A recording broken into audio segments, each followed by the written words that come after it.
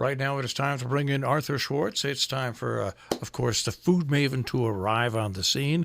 Arthur joins us here on a Monday, and we rebroadcast it on the weekends, also once a week during our noontime news break. Ladies and gentlemen, here he is, Arthur Schwartz. Good morning, Arthur. Is that when I'm on, the noontime news break? We put you on at various times because you're a very popular guy. Well, thank you. I mean, thank everybody in the audience who's made me popular. You've made yourself. It's true. Come on, you've been popular for like what 45 years? I mean, maybe. I hate to say it. Yeah. But this winter, it will be 51 years. And I mean, and I am old. Yes. And I started young. It's true. And you're also a groundbreaker, though. Also, really. Yeah, I am. I was only the third male food editor in America, after Craig Claiborne, and very sadly, I can't remember his name, a gentleman in Florida. I think actually in Miami. And that was 1969. Are you done good, Arthur Schwartz?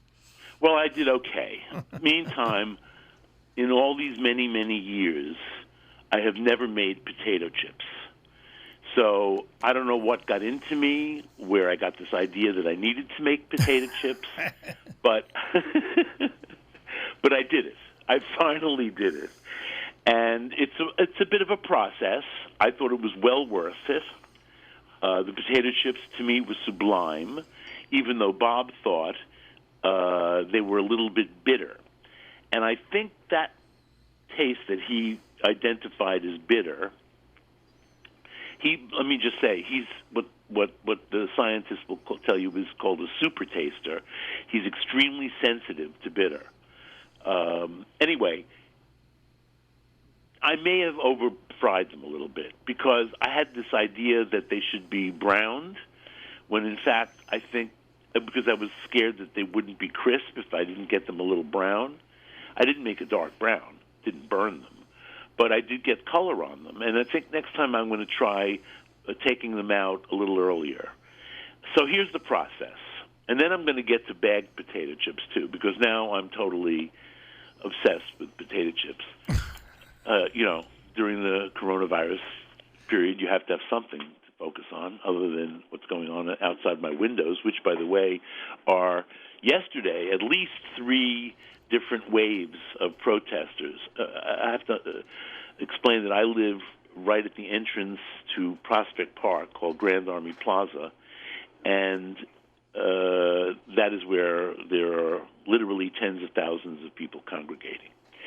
So, and also, we went up, we have a roof terrace, so we went up to the roof yesterday afternoon. The first time we socialized in 3 months, some neighbor/very old friends who have been in the house for 3 months. They haven't even let their daughter into the house. I think they're a little concerned about certain things. But anyway, that's another story. There were helicopters going overhead here because they were very peaceful protests. There were songs, there were chants. But in any case, back to potato chips. So to make potato chips, you need russet potatoes. That's the baking potato. I had 2 large baking potatoes in the house. I peeled them. I'm not sure that you absolutely necessarily have to peel them to make good potato chips. There are, commercial ones that have peel on them, but I peeled them. And then I cut them very thin. I don't know, not paper thin, but very thin, on a mandolin. You can't do this by hand and have them. I mean, if you ever see on a menu hand-cut potato chips, they're cut on a mandolin. Yeah, one hand is on the potato and the other is on the mandolin. A mandolin will slice through things, 32nd of an inch. So I slice them very thin. It's sort of fun to do because you slide the potato over this sharp knife. By the way, I have the cheapest possible mandolin. I don't know what they cost these days. I've had it for so many years. It's called a Ben Reiner, and it's the green plastic one. You see it all over the place. You can buy it online. It's probably only about $20. I mean, there are some gorgeous way more professional-looking and probably behaving mandolins out there, and that are popular too. But I like this one. It folds. It goes in a little box. I stash it in my closet here. It's not a problem. Anyway, and I use it a lot. So I do the potatoes, and then you do them into cold water. I would suggest that you have a bowl of cold water at hand that you slice the potatoes into, because if they stand out without getting covered with cold water, they will start to turn pink, as some of mine did, but I decided I'd fry them anyway. The pink, I'm very familiar with this pink, because when you make in the old-fashioned way, if you follow my directions for potato kugel, for Jewish potato pudding, that your potatoes are unlikely to turn pink. But what happens with potatoes is they oxidize very, very quickly. So you put them in water, and then I put a whole tray of ice cubes in the bowl. So you're soaking your potatoes in ice water for at least a half an hour. I think I did mine was more like 45, 50 minutes. Drain the potatoes, rinse them off, and put them back under cold water and let them stand another 15, 20 minutes. Now you drain the potatoes, and you spread them out on, I use clean dish towels. You could use paper towels. I don't like to, waste paper towels like that. So not that I'm being frugal. I'm trying to be eco-friendly here, green. So I spread them out on clean towels and pat them dry. And as soon as you do that, you want to start frying. I fried because they will, in fact, get tinged with pink if you don't get them in the fryer soon. I use canola oil, and maybe a half an inch of canola oil in my black iron skillet, and you get it to be hot enough so that this is how I always measure it. I use the tip of the handle of a wooden spoon, and in fact, I have one here where the handle looks like it's seen better days from doing all this. But anyway, when bubbles surround the handle immediately, not furiously, but immediately, you know the oil is ready. You can try a couple of slices to start, but and if they sizzle right away, you know you got it. If they sizzle furiously, then you know it's too hot, and you need to adjust the heat. I put in as many slices as I could get in a layer. It took maybe 3 or 4 minutes to fry them, and then you spread them out on. Now you can use your paper towel if you want, because nobody has unrecycled brown paper bags anymore. So you have to spread them out on or truly you could just put them on a rack. But you want any excess oil, which there will be very little of, to drain. I mean, I used the same 2 pieces of paper towel over and over again. It wasn't that much oil. I was able to reuse it. So as soon as they've drained, you put in another batch. I think the 2 potatoes, I took at least 4, maybe 5 batches. It took a while to cook. I enjoy frying. It's very meditative because you have to really focus on the fat and the product and adjust the heat accordingly, a little higher, a little lower. You want them to fry and get crisp but not burned. So that's it. Those were so sensational. Oh, by the way, and of course I sprinkle them with salt. I use just my standard salt is a wonderful Sicilian sea salt that I buy at my butcher shop for practically nothing. I have not been to the butcher in 3 months now. I've ordered in meat, but I haven't been to he is open in a limited way, and I keep meaning to go. And one reason is I'm running out of salt. And I went online to buy the salt that I use, which is called SO-Salt, SO-salt. It's evaporated sea salt from Trapani and Marsala, yes, the same place that the wine comes from. And there are salt flats there. I visited the salt flats. I've been to a salt evaporator, and it's not just that I have a romantic connection to sea salt from Trapani and Marsala, but it's also that it's very, very complex salt. It isn't just sodium chloride.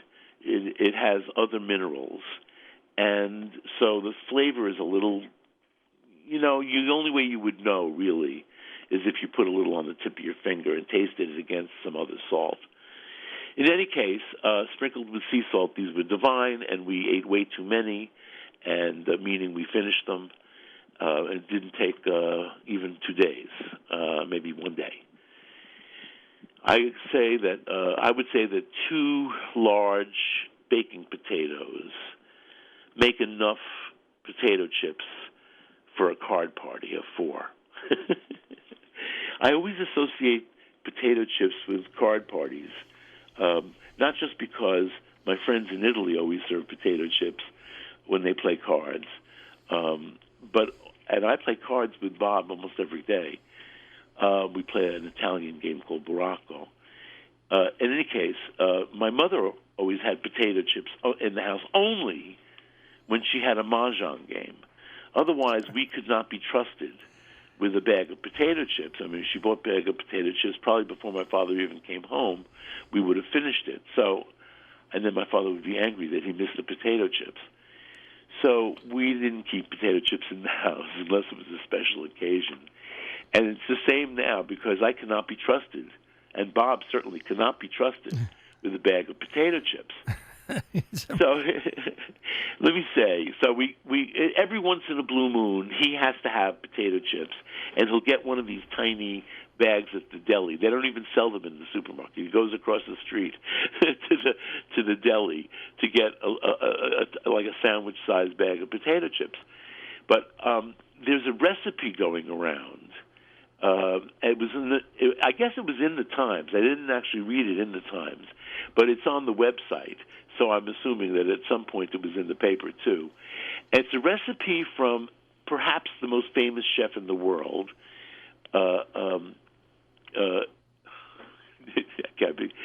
I've been saying his name for days now, and now I'm not thinking. Oh, please, Arthur. Anyway, he was the chef. It'll come to me.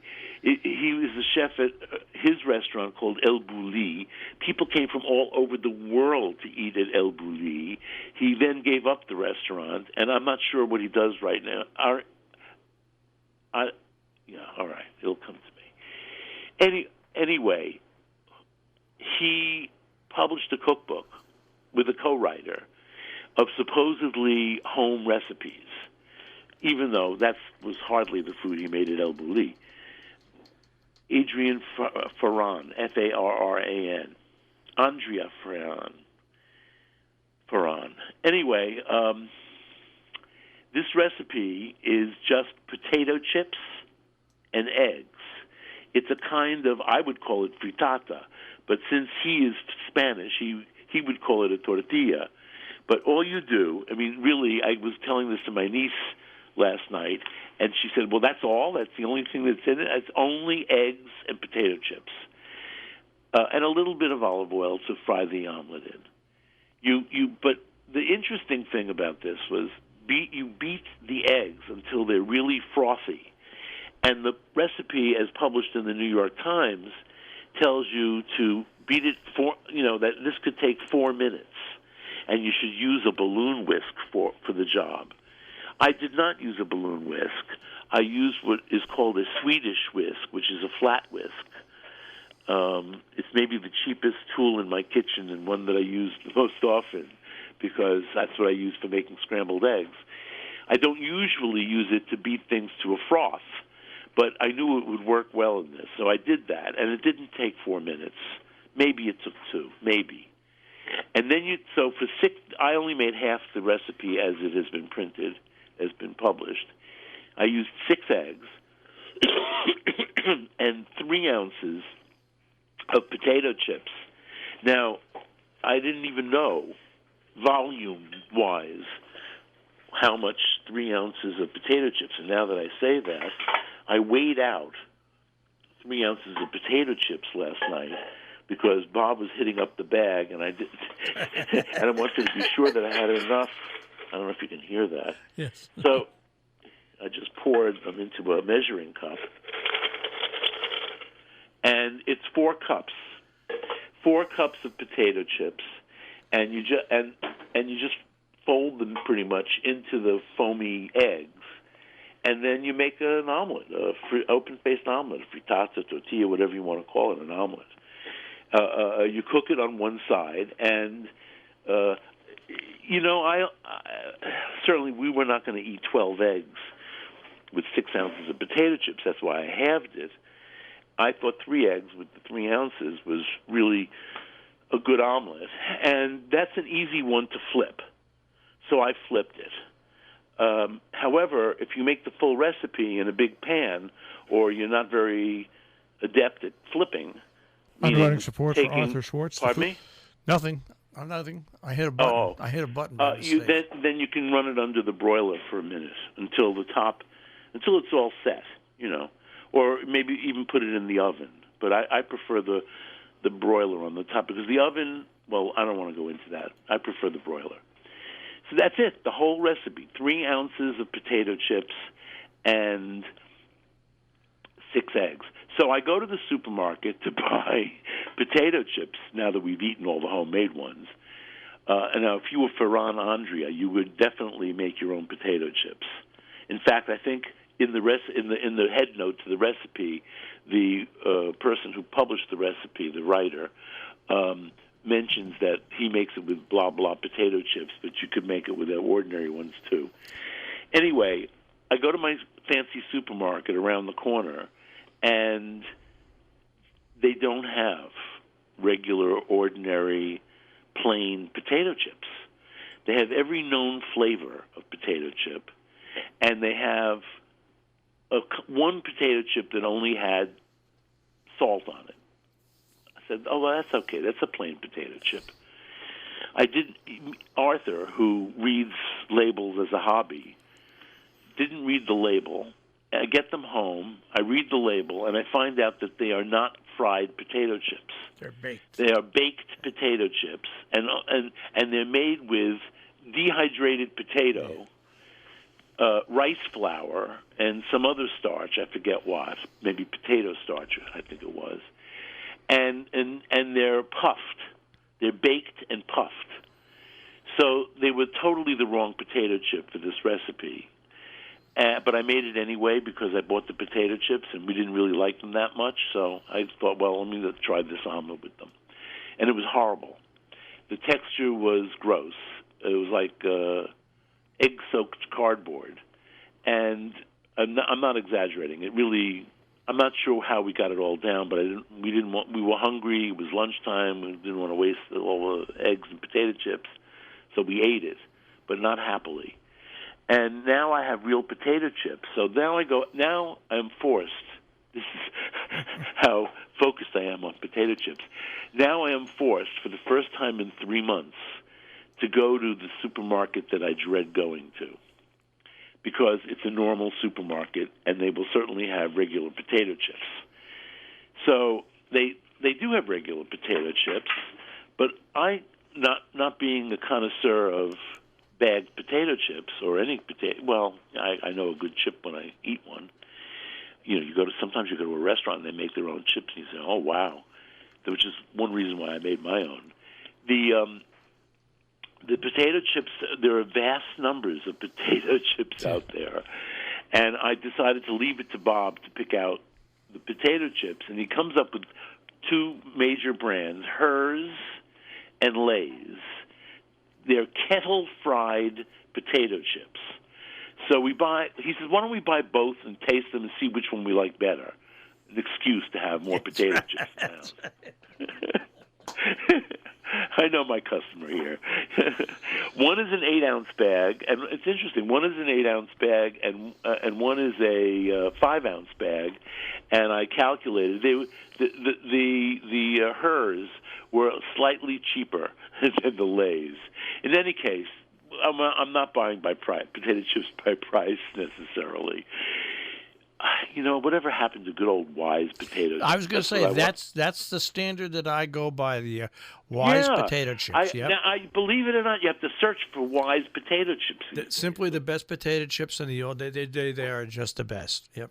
As my favorite cashier at the dreaded supermarket once said to me, she said, "You got to go to a poor neighborhood to find that. This is a rich neighborhood." It was not about potato chips, though. It was about don't ask. Anyway, so we bought hers and Lay's, and we've eaten a lot of them, but I've saved the 4 cups that I need to make the omelet, which I'm going to do for lunch today. And I'll report next week. I was going to make it before I got on the air this morning, but then I needed 2 whole cups of coffee to get me going, and it was too late. Yeah, as a kid, I used to take. My grandmother made great potato chips, but I used to buy Wise potato chips, and I would then put them on bread, put a little mayonnaise on it, and I would have a Wise potato chip sandwich. Oh, no wonder we're fat boys. My father would just about throw up. So here's a fat boy one for you, except that they weren't fat. But Bob got a hankering for this after talking about it. His father, who was a bachelor father, Bob grew up with a single father and a sister, no mother. So his father did his best in the kitchen, which wasn't that great, but it was good enough. And one of his father's treats, was Nilla wafers, vanilla cookies. Yeah. Spread with cream cheese. Oh, it was. I liked it myself, except that I would really like a dab of something other than the cream cheese. Maybe just a dab of jam or even peanut butter. I don't know. I needed something else going on there. But I must say, and I didn't eat them as sandwich. Bob was eating them as sandwich cookies. I thought 1 Nilla wafer was enough. When I was growing up, my grandmother would take lady fingers, put lady fingers in the bottom, Nilla wafers, a little bit of her own whipped cream, and she would stack that up about 4 layers, and cover it with Saran wrap and put it in the refrigerator. Oh my gosh! When you bought it out, you think it was just whipped cream though? Oh yeah. And it's all she had between the layers. Yeah, but it would sink down. It would sink down. It would eventually, overnight for sure, it would start breaking down and just moisten the cake. That's exactly right. But oh my God, was it good? Was it good? But it was. That would be delicious. So she alternated those packaged soft lady fingers. Yes. And because I remember those, my grandmother used to buy those too, and Nilla wafers. Yeah. Uh-huh. My grandmother's favorite cookie, I want to get to that in a second. I forgot it almost. No, but just we were on. It was, I'm sure your grandmother too. Those Vienna sandwich cookies. Oh, that's right. Remember those? Yep, absolutely. I wonder if they still make those. Oh yeah, they do. They do. We probably wouldn't like them today. But here's something I ran across when I was doing. So you know what? I knew nothing about potato chips, but this kettle thing, they say kettle cooked or whatever. There's a whole brand called kettle cooked, but beyond that, like these hers and these Lays, they were kettle fried. And what that means is that it ends up the normal potato chip is made on a conveyor belt, whereas these are actually dumped into a vat of oil and in batches. Now, I love how they say on the package that it's one batch at a time. But, what's in a batch? 5,000 pounds of potatoes? I mean, really. I'm sure they don't have, like, a black iron skillet on top of the stove. So mine were really one batch at a time. And the other thing is, now my niece knew this. My niece, for various reasons, knew more about potato chips than I did. And she said, kettle fried right away. She said, that means they're thicker and crisper. And greasier. So I don't know about the crisp part because Wise are pretty crisp. Yeah. But they are thicker. So if you get a kettle fried potato chip, it is by definition thicker than a regular Lay's or regular Wise potato chip. So while I'm on the internet looking for potato chip recipes, I remember this is at least 20 years ago. more, 30 years ago even, when I was on WOR, I had an avid listener, a devotee, who was in her 80s and then 90s. I knew her into her early 90s. And I don't even know her name.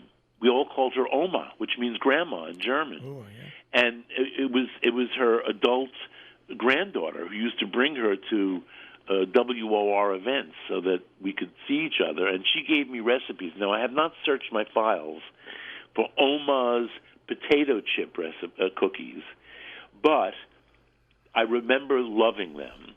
And I did a search, and they're out there. There are several recipes, pretty much all the same, for potato chip cookies, which really are kind of shortbread with potato chips in it. This I have to make. These I will make this week. I will actually go out and buy more potato chips so I can do this, because I remember those cookies being divine. And the reason they're divine is, and this is all the recipes, they have a lot of butter. Interestingly, not as much sugar as many cookie recipes. I think it's like, I'm not going to give the proportions. You can find it on the internet easily if you just go. In fact, there's one that's even called Grandma's potato chip cookies, and I wonder if it derived from Oma that I knew. So Oma, I'm sure, must have passed by now because she was 90 20 years ago. That's right. And but I do have a stash of her recipes somewhere. I recently, not so recently, some few years ago, gave literally a shopping bag full of recipes that came from WOR listeners, because my friend who I gave this to had a website where she was testing and commenting and then publishing handwritten recipes was her thing. So, and she just wrote to me a week or two ago, and she said, "I'm clean. You know, with the virus, everybody just stays home and cleans, or I stay home and not clean." And she said, "What do I do with all these?" And I'm going to find out if she still has it, because I bet you Oma's recipes are in that stash. But it doesn't matter, because I'm sure the recipes that I'm finding online for potato chip cookies are the. By the way, the first recipe I looked at made so many cookies. I said, I can't do this because we can't eat all these cookies, and we could give them away, blah blah. But then I'm thinking, well, maybe I should just have the recipe. And sure enough, there are recipes that don't call for 2 pounds of butter. You know, Jill just sent something in. Her family used to do it with Nabisco chocolate wafers and whipped cream stacked up, and then they would. Yeah, it's called a refrigerator cake. Well, they called it a zebra refrigerator cake. Okay. So everybody had a little different variant on that. You know. Well, they all were just recipes that appeared in magazines. All right. Well, oh, yeah, exactly. All right. Well, when I hear Oma, I think of a good friend who was downsized out of a job years ago. So he took his grandmother's marinara recipe and put it together. Started off as a small company called Oma Teseros, and it is a great sauce. And he's doing really well now. He actually has a big factory that puts it out. Oma Teseros marinara sauce. Huh. Yeah. Where do I find that? In the high-class stores. All right. Well, I'll look in my fancy supermarket. All right. All right. Have a great week, everybody. And well, I'll check in and see how this works out. I'll report on this omelet. I'm going to make it for lunch. As I said, it's 3 ounces. It turns out to be 4 cups of. Don't touch the Bob. Just got up. Don't touch the potato chips. That's right. Don't ruin the recipe. That's right. Bye-bye. Bye. That is Arthur Schwartz, the food maven, here this morning here on The Breakfast Club on Robin Hood Radio. For Arthur Schwartz, the food maven, John Andrews Restaurant on the Hillsdale Road in South Egremont, 413-528-3467. On the web, jarestaurant.com. Rubiners Cheesemongers and Grocers on Main Street in Great Barrington, 413-528-0488, rubiners.com. Hillsdale Home Chef, more information, 518-325-7000, HGA.